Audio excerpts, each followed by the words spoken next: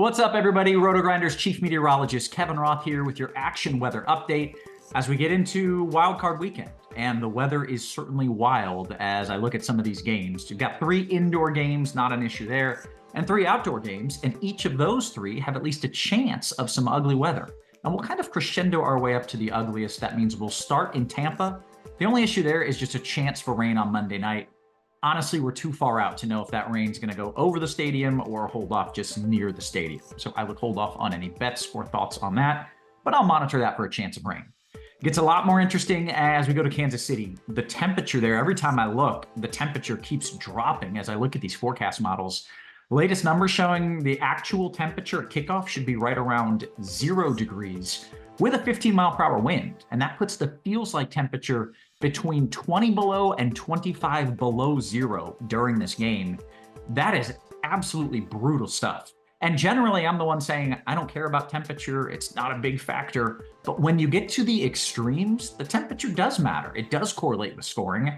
And this is certainly an extreme. Temperature of 0 feels like 20 below. That is going to matter. This total hasn't dropped a whole lot, and I think that it should at this point, based on what I'm seeing between the cold and the wind. I certainly do think that weather will matter. It's tough to kick long field goals, and just in general, trying to throw and catch the ball isn't as crisp when it's as cold as it's going to be in Kansas City.